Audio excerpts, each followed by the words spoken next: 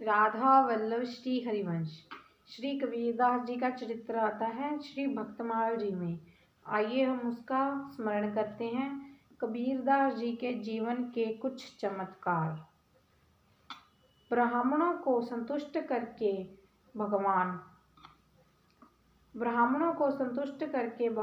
ने ब्राह्मण का रूप धारण कर लिया और वहां पहुंचे जहां श्री कबीरदास जी छिपकर बैठे थे।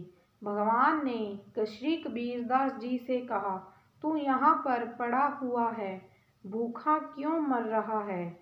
श्री कबीरदास जी के घर पर जा, जो भी कोई वहाँ जाता है उसे वह बड़ाई सैर अन्य दान देते हैं। इसीलिए अब तू देर मत कर, वहीं चला जा, जल्दी से जा। श्री कबीरदास जी ने घर को आए और सब समाचार देखकर सुनकर प्रेमानंद में परिपूर्ण से रम गए।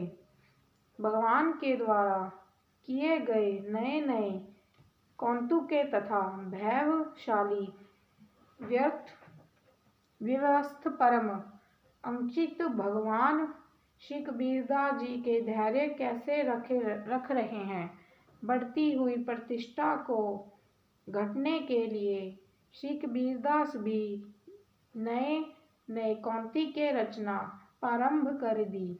एक दिन आपने एक वैश्या को अपने स्थल में ले लिया। उस समय ऐसा मालूम होता है कि भजन भाव को छोड़कर यह उसके रंग में रंग गए हैं, परंतु सच्ची बात तो यह थी कि मुझे कुमार्गी समझकर लोग मेरे पास ना आए, मेरे भजन में बाधा ना बन पाए।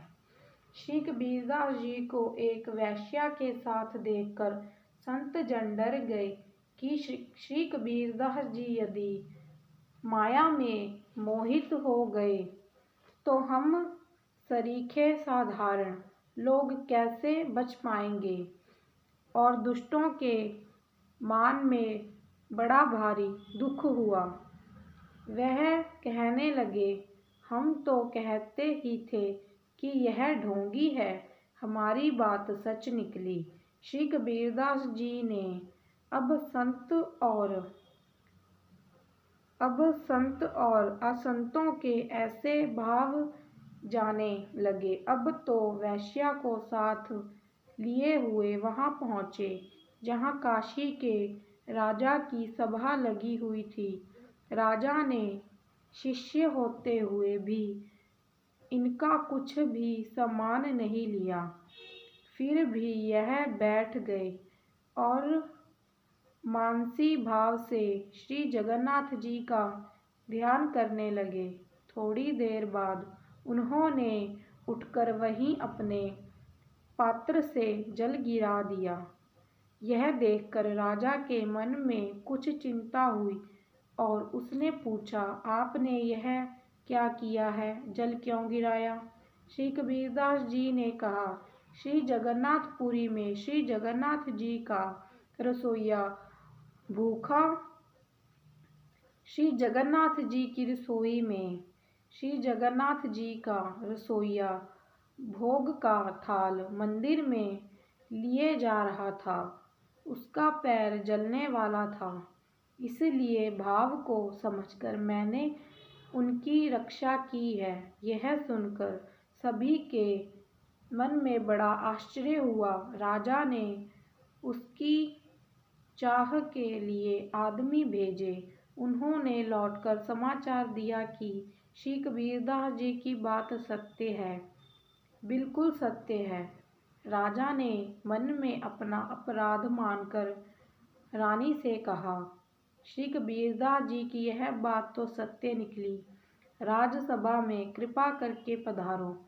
मैंने उनका अपमान किया, इसलिए मेरे मन में बड़ा भारी दुख है। इस अपराध से बचने के लिए मैं कौन सा उपाय करूं? रानी ने कहा कि उनकी शरण में जाने से काम बनेगा। तब राजा ने घास का एक बड़ा भारी बोझ सिर पर रख लिया और गले में कुल्हाड़ी बांध ली। इस प्रकार भाव में भीगा हुआ राजा रानी को साथ में लेकर श्री कबीरदास जी की शरण में चला गया। राजा रानी ने लोग लज्जा सर्वथा परित्याग कर दिया था। दोनों बाजार से होकर निकले। हमने बड़ा अनुचित कार्य